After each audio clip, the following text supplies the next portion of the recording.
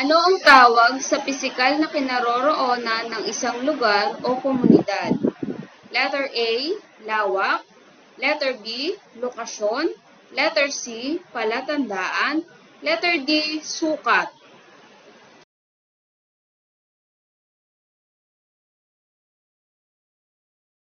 Number 2. Alin sa mga sumusunod ang halimbawa ng natural na anyong lupa sa komunidad? Letter A, bundok. Letter B, palengke. Letter C, paaralan. Letter D, simbahan. Ano ang pangkalahatang tawag sa ilog, bundok o malaking gusali na ginagamit upang madaling mahanap ang isang lugar? A, lokasyon. B, mapa. C, palatandaan. D, sukat. Ano ang tinutukoy kapag sinabing malaki o maliit ang sakop ng isang komunidad? A, ganda. B, lokasyon. C, palatandaan. D, sukat. Number 5. Ano ang kahulugan ng salitang malawak kapag inilalarawan ang sukat ng komunidad? Letter A, maliit ang lugar. Letter B, malaki ang sakop. Letter C, malapit sa bundok. Letter D, maraming tao lamang. Number 6. Bakit mahalaga ang pagkakaroon ng kilalang palatandaan sa ating komunidad? Letter A, upang maging sikat ito. Letter B, upang maging maganda ito. Letter C, upang madaling mahanap ang lugar. Letter D, upang magkaroon ng laruan ang bata.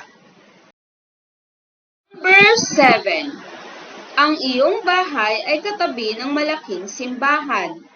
Paano mo ito gagamitin bilang palatandaan sa pagtuturo ng iyong bahay? A, sasabihin kong malayo ito roon.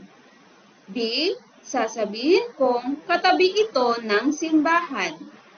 Letter C, sasabihin kong wala kaming simbahan.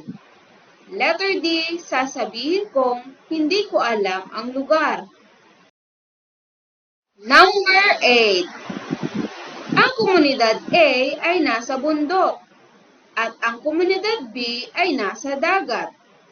Ano ang pangunahing pagkakaiba ng dalawang komunidad?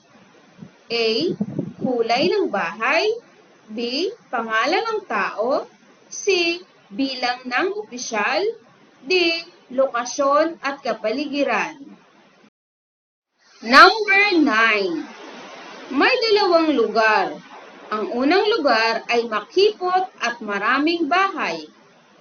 Ang isa namang lugar ay malawak na may taniman. Ano ang masasabi mo tungkol dito? A, mas maganda ang may taniman. B, magkapareho sila. C, walang pagkakaiba. D, magkaiba ang sukat at katangian ng dalawang lugar.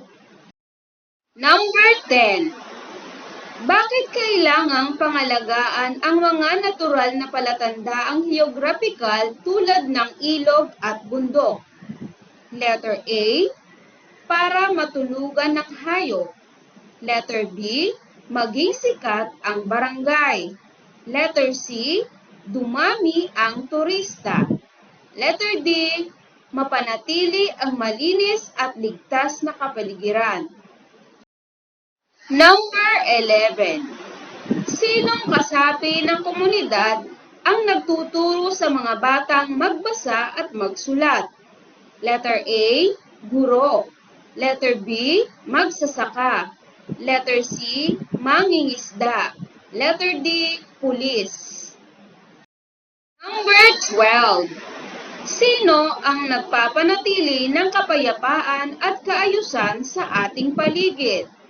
Letter A, pulis. Letter B, doctor. Letter C, magsasaka. Letter D, mangingisda. Number 13. Aling pasilidad ang pinupuntahan upang mag-aral? A. Ospital, B. Paaralan, C. Palengke, D. Simbahan.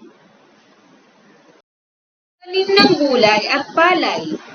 Paano nakatutulong ang kanyang trabaho sa mga kasapi ng komunidad? Letter A. Nagtatayo ng bahay. Letter B. Nagbibigay ng damit. Letter C. Nagpapakain ng ibon. Letter B. Nagbibigay ng pagkain para sa lahat. Number 15. Nais mong iguhit ang mga bumubuo sa iyong komunidad. Alin ang pinakamainam na iguhit upang maipakita ang kumpletong komunidad? Letter A. Isang malaking bahay lamang. Letter B. Mga punong kahoy at kalsada. Letter C. Isang kotse at 2 taong naglalakad. Letter D. Pamilya, paaralan, simbahan at sentrong pangkalusugan.